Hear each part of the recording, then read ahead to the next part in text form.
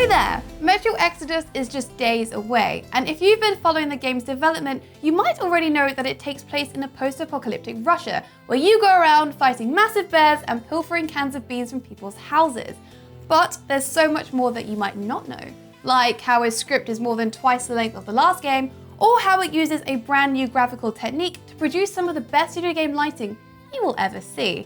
But before we dive into all that, I would love for you to make an exodus to our subscribe button and then a second exodus to our alert bell to stay up to date with all of our videos. But please don't go full exodus and leave this video because we've got 8 mind-blowing Metro details to share with you. Over to Griff. Now, sure, we could start things off by talking about the game's setting and their context and all that stuff, but we're going to kick things off with the most obvious thing that I love about Metro Exodus, and that's the graphics. The game looks incredible, taking advantage of the latest visual techniques. It even includes ray tracing, which is a fancy new tech that models the behavior of real-world light. Now, with ray tracing, light sources find their own path to objects without the developers needing to manually set everything up. To give an example, you'll see soft sunlight bounce off the floor and project itself right into the ceiling, or fire radiating light and bathing everything in this nice warm, sweat-inducing glow. It's subtle, but it is incredibly realistic and making the world just that little extra bit lifelike. There's a cost on game performance though, so this is going to be one for the more powerful graphics cards. Metro Exodus is actually bigger than you might be thinking, and I'm not just talking about the size of its world. The script is twice the size of Metro 2033, Last Light, and all of the DLC combined. In other words, put everything you've ever played with the Metro games together, and then double it. And that's roughly the amount of worlds you'll find in Metro Exodus. This is thanks in part to a huge cast of both new and old faces, the largest assembly of characters the series has seen so far. Now, unless it turns out Metro Exodus is just using all those extra words to make an elaborate courtroom drama, you can imagine the huge script points to a dramatic increase in the amount of quests to embark on and stories to uncover. The sheer size of Metro's new open world areas seem to confirm that too. The largest level in Metro Last Light was 200 meters squared, while one of Exodus's areas is 2 kilometers squared. This is a huge game. Oh, there are so many new threats in Metro Exodus, it's not even funny. Saying that one of the new monsters is called a humanimal, so it's a little bit funny. These half-human, half-animal creatures will absolutely maul you if you're not careful. They travel in packs, can hurl bricks, and they tend to go for their face, so they're the worst of both man and beast combined. On the fully human side, there's a new faction called the Fanatics who have rejected all technology because they think it's to blame for all the nuclear bombs that went off, which, to be honest, isn't entirely incorrect. They also worship a new mysterious creature underwater that they refer to as the Czarfish. I guarantee you'll have to fight that at some point, guaranteed. Other new life forms in lakes and rivers include not one, but 2 types of mutated shrimp. Males will whack you with their shelled arms, while females spit poisonous goo at you. Man, you know what, I'm starting to think the whole nuclear war thing that happened was a bad move. If you fancy stopping for a quick selfie, you're in luck, because Metro Exodus has a dedicated photo mode. It's another first for the series and will give you all the tools you need to roll, zoom, and generally make a lovely looking game look even lovelier, mainly by putting yourself in it. You could take an artsy picture of your footprints in the snow, or get an action shot of you wading into an enemy cult hideout with weapons blazing.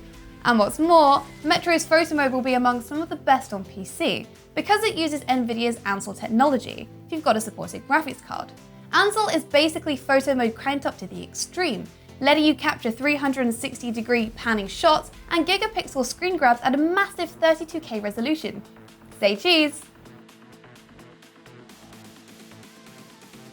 Workbenches allow you to really get creative when upgrading your arsenal. You can make a pneumatic sniper rifle that fires silent ball bearings for God's sake. Or how about making your 3-shot revolver a silent 6-shot one? There are options to modify barrels, compensators, stocks, and more, each affecting the 5 core stats of damage, accuracy, stability, rate of fire, and magazine capacity. And it's not just weapons you can tinker with. You can take advantage of workbenches to craft med packs, gas mask filters, throwable items, and even upgrade your wristwatch with a compass. I suggest using that compass to find more workbenches.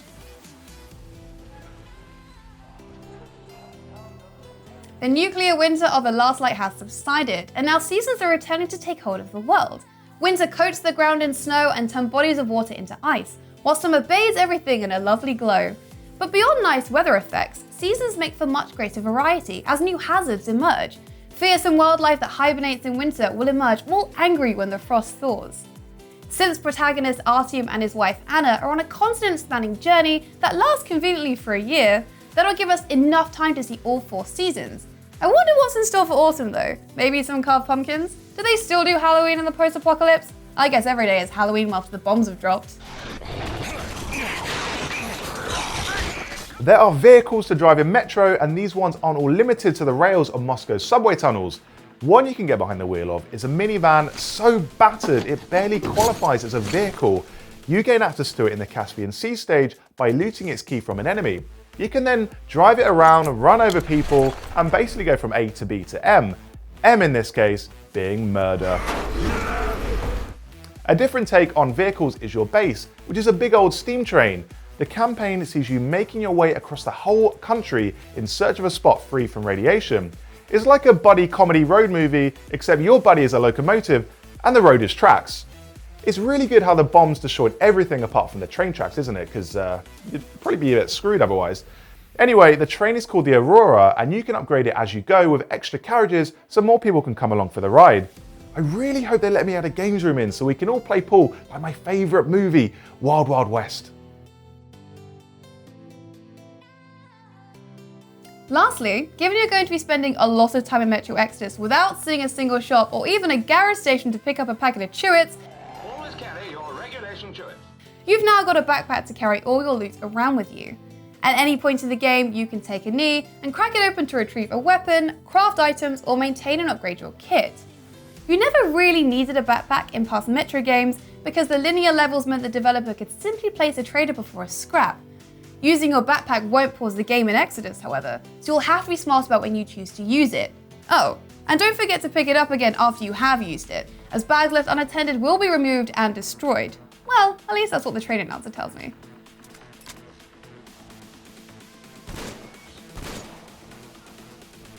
So those are the 8 reasons we're looking forward to Metro Exodus, but there are loads more for sure. Like, there's a gun called the Bastard Gun. Can we make this list 9 reasons? No. Oh, well, it's too late for that, but it's not too late to click that like button if you enjoy the video and hit that subscribe button and alert button to see our videos in your feed as soon as they're out. See you later.